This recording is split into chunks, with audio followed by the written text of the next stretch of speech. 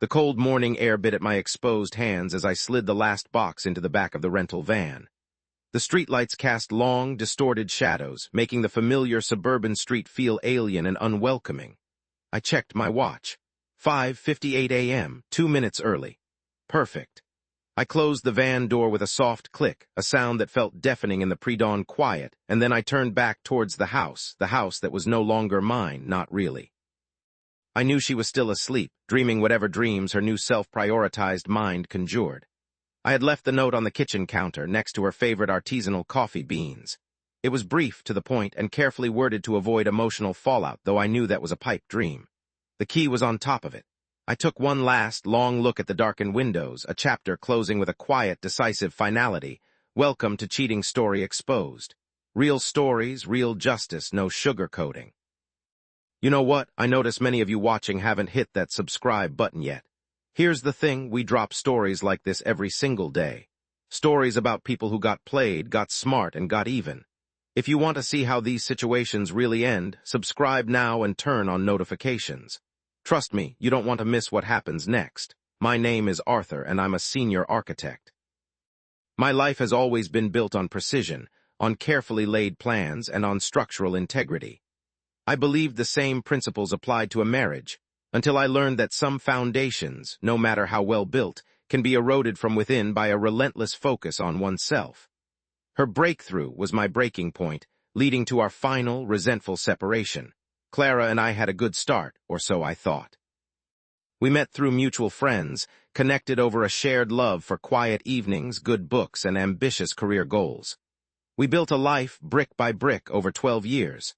We bought a house, renovated it together, traveled. Supported each other through promotions and setbacks. There was a sense of partnership, a true collaboration that I valued above all else. I saw us as a team, two individuals working in concert towards a common future, supporting each other's individual aspirations while nurturing our shared life. That, at least, was my perception. The shift began subtly, perhaps 4 years ago. Clara started expressing a vague dissatisfaction, a feeling of being stuck. At first, I was empathetic. We all go through periods of self-doubt. I encouraged her to explore new hobbies, suggested she take a class, anything to reignite her spark. I truly wanted her to be happy. This was a critical point, a moment where my desire for her well-being inadvertently set the stage for what was to come. Her self-discovery, she called it. I called it the slow unraveling of our shared existence. She decided to try therapy, which I fully supported. I believed in seeking professional help when needed. I even offered to go with her to participate in couple sessions, believing that any issues she was experiencing were issues we could tackle together as a unit. She declined, stating it was her journey, something she needed to navigate independently. This was the first clear signal, though I chose to interpret it charitably at the time, that her path was diverging from ours. Her self-focus was becoming increasingly evident, a subtle but persistent shift.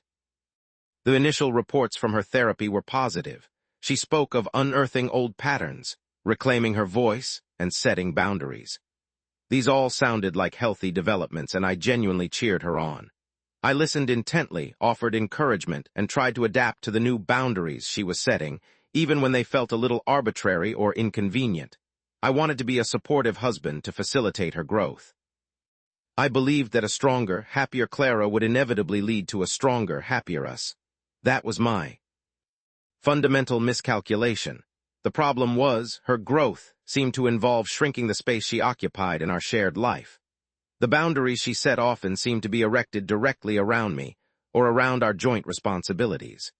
Household chores, which we had always divided equitably, became my responsibility more often than not, because she was too drained from her deep introspection.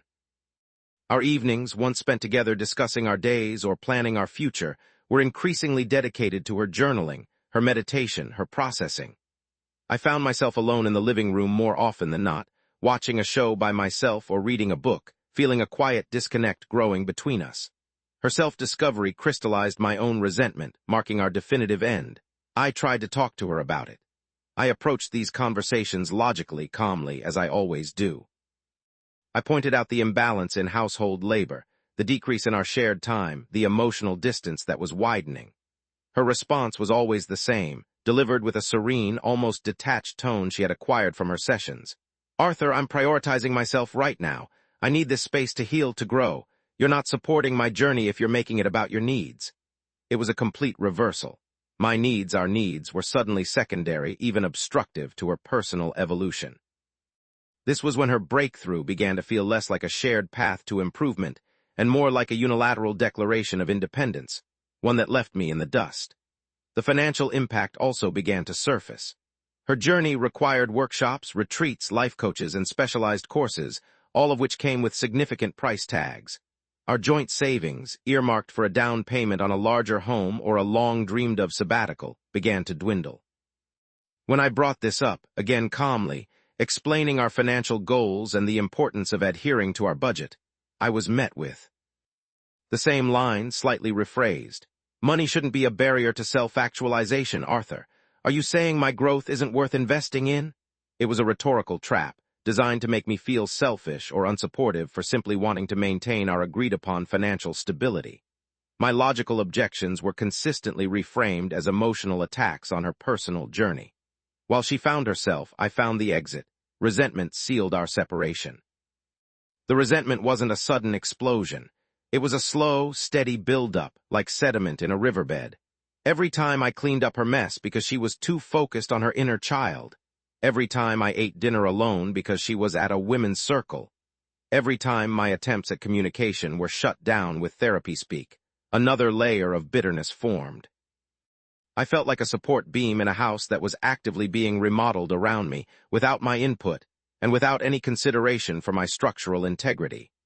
I was enabling her self-absorption, sacrificing my own well-being for a breakthrough that seemed to benefit only her. Then came the grand declaration, the moment that truly solidified my decision. It was a Tuesday evening 2 months ago. She came home from a particularly intense therapy session, glowing with an almost evangelical fervor. She sat me down, took my hands, and looked at me with an intensity I hadn't seen in years, an intensity I briefly hoped was for us. "Arthur," she began, her voice brimming with revelation, "I've had a breakthrough, a real breakthrough. I finally understand. I need to prioritize myself. My needs, my desires, my happiness come first. I've spent too long putting others before me, and it's time for that to stop." She spoke for nearly an hour, outlining her new philosophy, her plans for radical self-care, her vision for a life where her personal fulfillment was the absolute paramount. She spoke of leaving her job, which she found unfulfilling, to pursue a passion project she hadn't even defined yet. She spoke of spending more time alone, of traveling solo, of finding her true purpose. She spoke about all of this with an almost childlike wonder, completely oblivious to the fact that she was systematically dismantling the very foundation of our shared life, our partnership, our marriage, right in front of me. She saw it as a beginning. I saw it as the end. Her breakthrough was my breaking point, leading to our final, resentful separation. As she spoke, a strange calm settled over me. It wasn't anger, not exactly. It was a cold, hard clarity. I saw the path ahead, stark and undeniable. There was no us in her new vision. There was only her. My role, it seemed, was to be a silent, infinitely supportive, financially solvent background character in her solo epic. My needs, my dreams, my very existence as an equal partner were irrelevant. In that moment, the last vestiges of hope I had for our marriage evaporated. I realized then that I too needed a breakthrough, one that involved prioritizing myself, but in a way that preserved my dignity and future. My breakthrough, unlike hers, was not about emotional catharsis or self-discovery in the abstract. It was about strategic disengagement. It was about recognizing a lost cause and planning a clean, decisive exit. I listened to her impassioned monologue, nodding occasionally, offering noncommittal murmurs of understanding. Inside, my mind was already racing, constructing the blueprint for my departure. My intelligence, my training as an architect, kicked in. I began to deconstruct our life, not emotionally but structurally. The first step was information gathering meticulously and discreetly. This wasn't about finding fault or blame, but about ensuring a fair and equitable separation. I started by reviewing all our joint financial accounts. I had always been organized, keeping meticulous records, so this was relatively straightforward. I compiled statements, tracked spending patterns, and noted all contributions to our joint savings and investments. I wanted a clear, undeniable picture of our financial landscape, especially given her recent spending on self-actualization workshops. I needed to know exactly what I was walking away from and what I was entitled to. Her self-focus cemented our breakdown and my definitive separation. Next, I focused on the house. I had designed and overseen much of the renovation myself, investing significant sweat equity. I had receipts for every material purchase, every contractor hired, every upgrade made. I documented the current market value, consulted with real estate agents under the guise of exploring options, and compiled a comprehensive valuation. This wasn't about being vindictive. It was about protecting my investment, my labor, and my future. I needed to ensure that my contributions, both financial and physical, were properly recognized. I also began to catalog our shared belongings. This was a more delicate task. I discreetly photographed items, made lists, and separated what was clearly mine from what was jointly owned. I didn't want a messy dispute over a toaster or a painting. My goal was a surgical extraction, not a scorched earth campaign. I even made a separate list of items that were important to her, things I was prepared to leave behind if it facilitated a smoother transition, even if they were technically joint assets. My priority was a peaceful resolution, and that often meant strategic concessions on minor points to secure major ones. While I was gathering this information, I was also making personal preparations. I updated my resume, though I wasn't looking for a new job, just ensuring I was ready for any eventuality. I discreetly researched rental properties, looking for something that offered me space, peace, and a clear separation from our old life. I found a small, modern apartment across town, perfect for a fresh start, and secured it with a deposit making. Sure, the lease started just after my planned departure date. I handled all of this outside of our shared email accounts, using my personal phone and a separate, secure email address. I was operating with the precision of a covert operative, but my mission was simply personal liberation. I also consulted with a lawyer, a family law specialist, but framed it as a general inquiry about separation procedures. I wanted to understand my rights, my obligations, and the legal framework for a divorce in our state. I presented him with the financial documentation, the property valuations, and my meticulous records. He was impressed by my organization, noting that most clients came to him in an emotional state with little to no preparation. This preliminary consultation gave me immense confidence, confirming that my methodical approach was the correct one. It affirmed that her self-discovery crystallized my own resentment, marking our definitive end. The emotional toll during this period was surprisingly minimal. The initial pain of realizing the marriage was over had already passed. What remained was a steely resolve, a sense of purpose. I was no longer reacting to Clara's breakthrough. I was proactively crafting my own. I continued to maintain a calm, even-keeled demeanor at home. I listened to her talk about her inner child and her manifestations. I nodded, offered encouraging words, and continued to facilitate her journey, all while quietly, systematically dismantling my involvement in it. This wasn't deception, it was self-preservation. I wasn't going to engage in emotional warfare. I was going to execute a strategic withdrawal. The final piece of my plan involved communicating my decision. I chose to do it through a letter, not a face-to-face confrontation. A letter allowed me to articulate my position clearly, calmly, and without interruption or emotional manipulation. It prevented her from twisting my words or using therapy speak to deflect. I drafted it, carefully revising it multiple times to ensure it was firm, respectful, and unequivocally stated my intention to separate. I reiterated my support for her personal growth, but clarified that this growth had, unfortunately, led us in different directions. I outlined my proposals for asset division based on my meticulous research and suggested we engage a mediator to finalize the details. It was a document of respectful disengagement, not accusation. The day for the move was chosen with equal precision. I picked a weekday morning, ensuring she would be deep in her sleep cycle, allowing me to execute the move without confrontation. I rented a small moving van, paid for in cash from a separate account. I enlisted the help of a trusted friend, Liam, a man of few words and immense discretion, who understood the situation without needing elaborate explanations. I simply told him I was leaving my marriage and needed a quiet hand. He agreed without question. The night before, I packed my personal belongings, Clothes, books, my architectural drawings, sentimental items that were unequivocally mine. I did this quietly, efficiently after Clara had gone to bed, ensuring everything was ready for the early morning departure. I felt no sadness, only a profound sense of liberation, a quiet anticipation for the peace that awaited me. Her breakthrough was my breaking point, leading to our final, resentful separation. Then came the pre-dawn hours. My alarm was set for 4:30 a.m. I woke silently dressed and went through the house, gathering the last few boxes I had staged in the garage. Liam arrived precisely at 5:00 a.m. We worked quickly, efficiently, moving my boxes and furniture into the van. Each item moved felt like a weight lifting from my shoulders. There was no conversation, just the quiet rhythm of movement, the soft thud of boxes, the creak of floorboards. It was a silent ballet of departure, executed with the precision of a military operation. At 5:58 a.m., as I mentioned, the last box was in. I walked back into the silent house. The note was on the kitchen counter next to her favorite coffee beans as planned. It read, "Clara, by the time you read this, I will have moved out.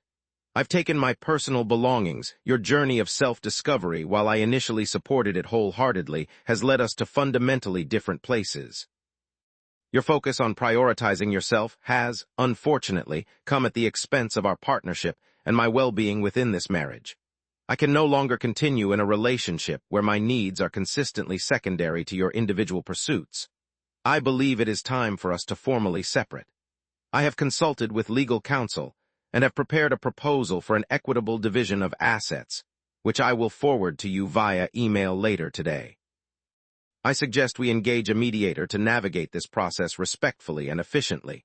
I wish you peace and continued growth on your path, Arthur." I placed the house key on top of the note. I didn't linger. I didn't feel the need for one last sentimental glance. The house, once a home we built together, now felt like a stage from which I was making my final exit. I walked out, closed the door, and got into the rental van. Liam was already in his own car, waiting. We exchanged a brief nod. I started the engine, backed out of the driveway, and drove away, leaving 12 years of my life behind, not with a bang, but with a quiet, calculated hum of an engine. While she found herself, I found the exit. Resentment sealed our separation. The drive to my new apartment was surprisingly serene. The sun was just beginning to peek over the horizon, painting the sky in soft oranges and purples. It felt like a new dawn, literally and figuratively. I felt a lightness I hadn't experienced in years, a profound sense of relief. The burden of maintaining a one-sided relationship, of constantly compromising my own needs for someone else's journey, was finally lifted. Later that morning, after settling into my new, sparse apartment, I sent the email to Clara. It contained the detailed financial proposals, the legal information, and a recommendation for a specific mediator known for handling complex, high-asset divorces with discretion.